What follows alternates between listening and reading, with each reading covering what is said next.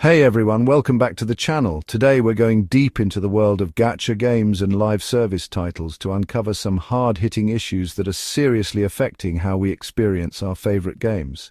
From skewed storytelling and empty feedback loops to shallow narratives, broken immersion, and even toxic positivity in our online communities, plus a look at how these parasocial dynamics can actually stifle progress.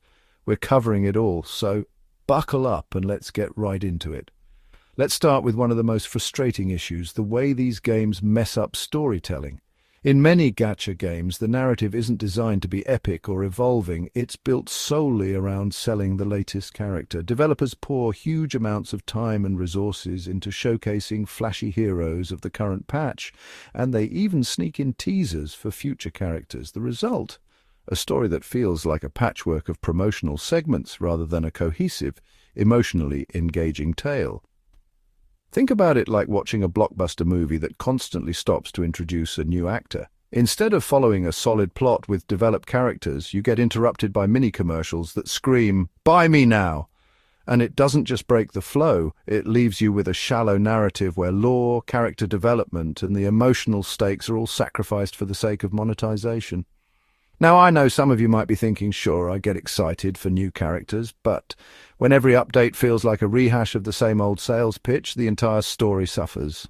You lose that sense of continuity, and it makes it hard to really invest in the game's world.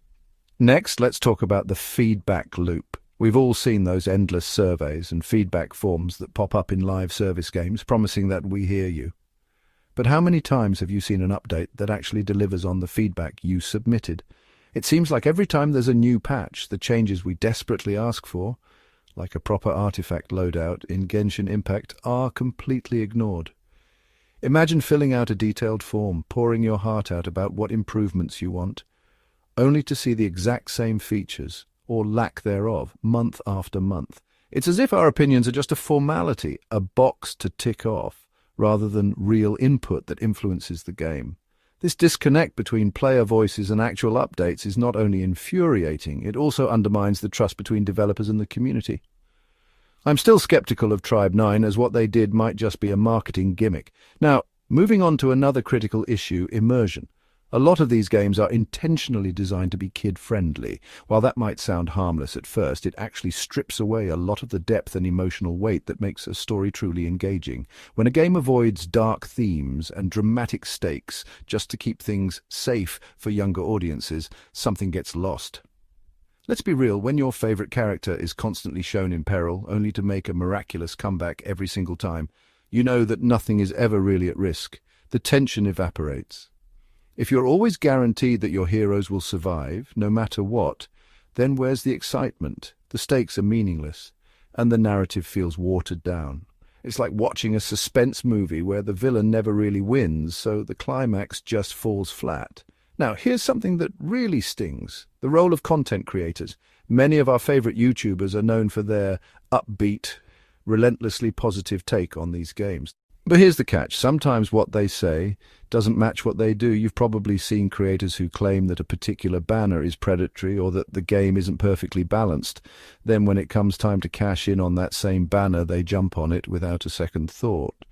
It creates a strange toxic positivity. When the only opinions you hear are the overly cheery one-sided ones, it becomes nearly impossible to have an honest discussion about the game's real problems. This selective positivity isn't just misleading, it creates an environment where genuine criticism is dismissed as negativity, and that's bad for everyone. We need honest, constructive feedback, not just hype and half-truths.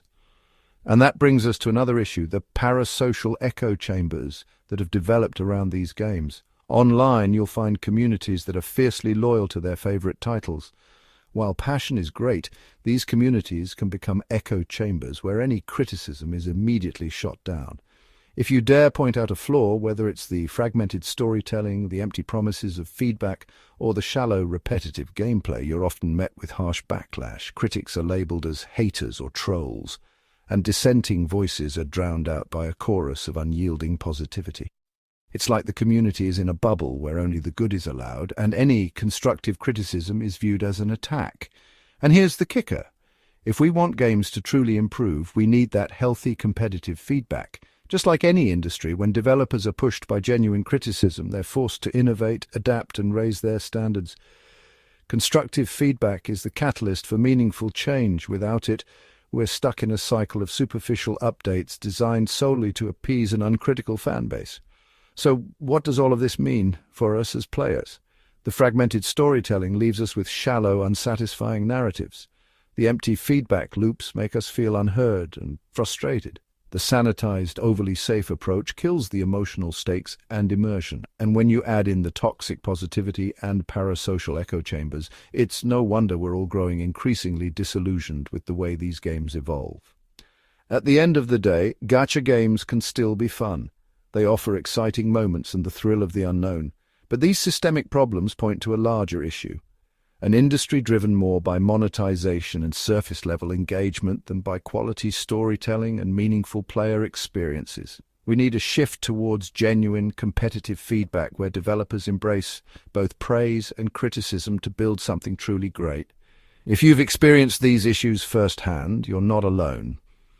I want to hear your thoughts. What do you think is the biggest problem with popular gacha games? Drop your comments below and let's get a real conversation going. And if you found this deep dive helpful, please hit that like button, subscribe for more insights, and ring the bell so you never miss an update.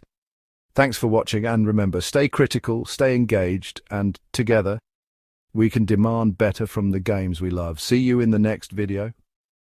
On the bonus here is something that many gacha players may not know. An analogy is something like an example that you use to explain something where you relate it to something else. For example, this game is bad. It's like they are giving burger to a man who has ordered pizza.